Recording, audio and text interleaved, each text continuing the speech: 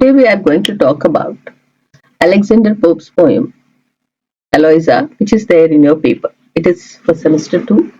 So how can you, if you take it as a theme also, nature versus God, how can you justify it? How can you write the answer?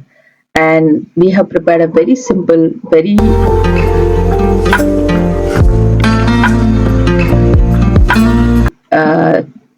crisp, precise notes related to that. If you are able to see this, read it, you'll be able to write your answer. It's for the short note. So let's start.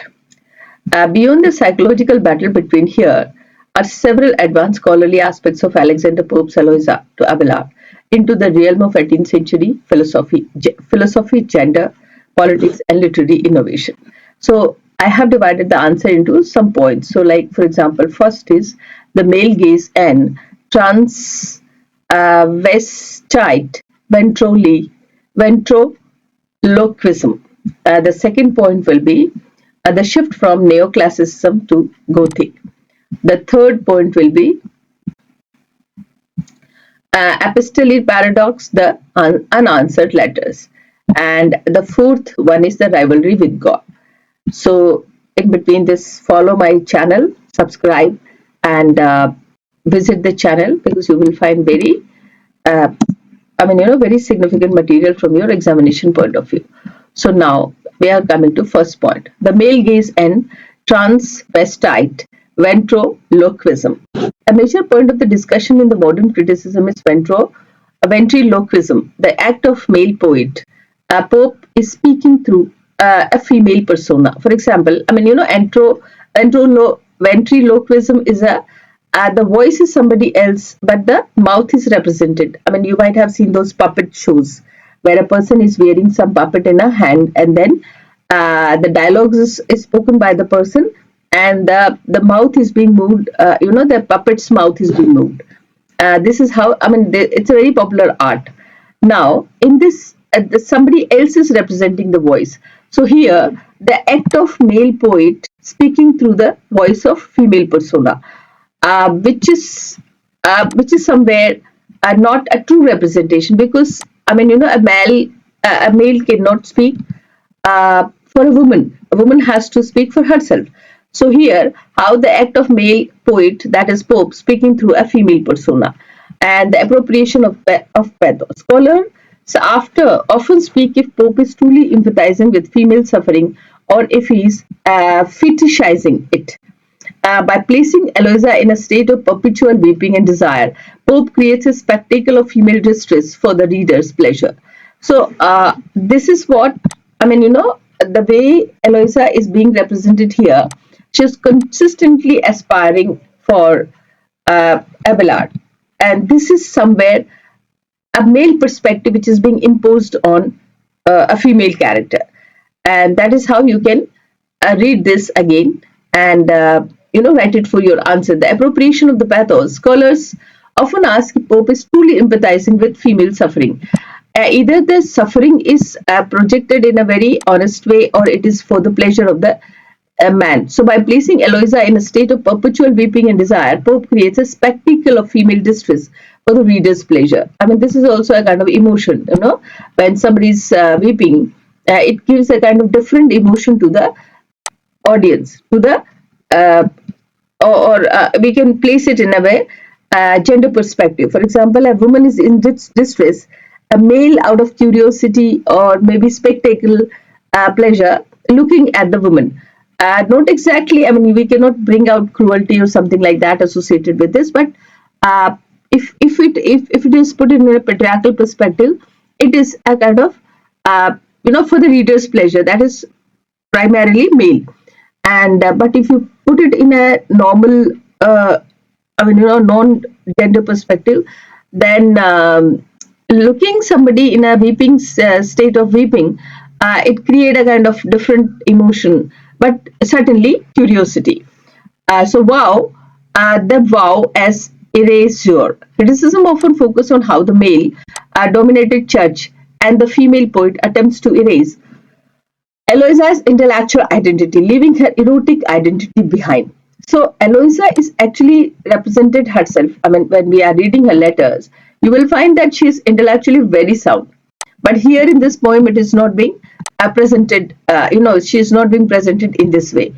She's been presented mostly a kind of mostly she is desiring for the sexual encounters with Abelard. So, which is not a true representation of a female character. That's what the objection we can put here. The next point is that please follow the channel. My channel is Dr. Anju Gurawa, and it is for the MA English Delhi University syllabus, and it's a complete syllabus. You will find almost all the papers you will find here. The shift from neoclassicism to Gothic.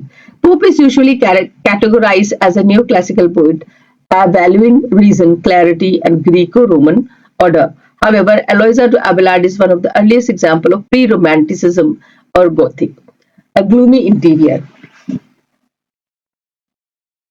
We all know that in a Gothic genre, the interior is very significant, and this interior is not generally very bright, sunlight, and orderly settlements. But here it is some kind of gloomy. So that is how these are the words. Have been taken from text itself.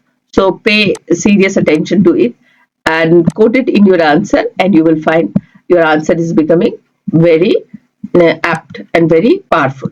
So here, unlike the sunlight, orderly landscape of Pope's other poems, this one is filled with the rugged rocks, long-sounding aisles, and pale-eyed virgins. Then the sublime. Pope explores the sublime and aesthetic of terror and awe. The overwhelming scale of the convent and crushing weight of religious law creates a sense of delicious terror that would later define the Gothic novel like the Monk or the Mysteries of Udolpho. So you can again come to the point and read it again. The sublime, Pope explores the sublime and aesthetic of the terror and awe. The overwhelming scale of the convent and crushing weight of religious law create a sense of delicious terror that would later define the Gothic novel, like The Monk or The Mysteries of Udolpho. Again, like my channel, like, share, and subscribe the channel. Follow it also. The next point is epistolary paradox, the unanswered letters. The poem is an epistle, that is in a letter form, but it functions as a monologue. Generally, in epistolary form, it's a correspondence between two, communicators. So one person is writing the letter, another is replying, and then out of that reply, some other questions are there. So this goes continue. The question answer or maybe queries and replies. Maybe two people are talking. So it's a kind of, it's not a monologue. It's a dialogue. The poem is an epistle, a letter, but it functions as a monologue. The void. Abelard never answered in the poem. This creates a sense of solipsism. Eloisa is essentially talking to herself. So you can say it's a monologue, but it is not a dialogue. Generally, this is there. The dialogue is there in the letters.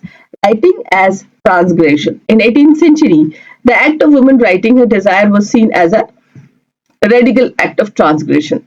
By writing the letter, Eloisa is physically manifesting her sin on paper, making it permanent and readable by the world.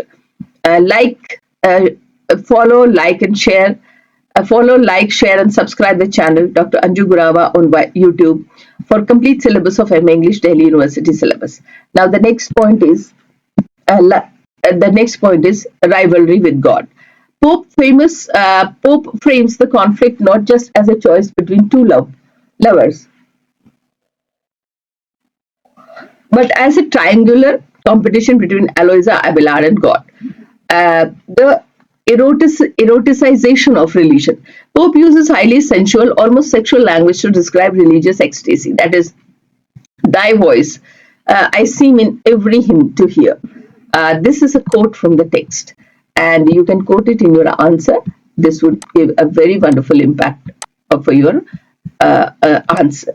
So, thy voice I seem in every hymn to hear. Now, God as the interrupter. Every time Eloisa tries to find peace in prayer, the image of the Abelard intervenes. This suggests that for Eloisa, human love is so powerful that it effectively dethrones the divine. That is God. Divine is God. A very controversial idea of Pope's time. I mean, by this time, this is a very, very controversial idea that a God cannot be replaced by human, but which is what Pope has placed it here. God as the interrupter. Every time Eloisa tries to find peace in prayer, the image of Abelard intervenes. This suggests that for Eloisa, human love is so powerful that it effectively dethrones the divine, a very controversial idea of for Pope's time. And then last here, I have given a summary for your better understanding. So summary table, the thematic doubles in the poem. The concept is this column is for the concept. This is the neoclassical aspect and how the Gothic and Romantic aspect is there in the poem. So generally, if you find most of Pope's poems are corresponding with this neoclassical aspect, and this is the basic idea which we can assume. But here, this poem is really having a Gothic and Romantic aspect, more powerful. So the concept, take the convent. How the convent is being taken in neoclassical aspect, that is a place of holy order and peace. But in the Gothic and Romantic aspect, a living tomb or a prison of soul. So where this convent becomes the soul and the peace, here it becomes the prison, right? So this is a contradiction. This is the difference. The body, in neoclassical aspect, the body is a vessel for the religious service, and here in this Gothic and Romantic aspect, a site of unquenchable, painful desire. Now, the landscape in the neoclassical aspect is managed and symbolic, the shrine, and in the Gothic and Romantic aspect, the sight of wild, dark, and overwhelming, the rugged rocks. This is there from the poem. The text is formal heroic epistle in a in a neoclassical aspect, and in the Gothic and Romantic aspect, a raw emotional outpouring. So finally, I would like to say, please subscribe my channel, follow it, and follow for more updates. And keep the bell icon pressed so you will be getting our new update for the new uploaded video.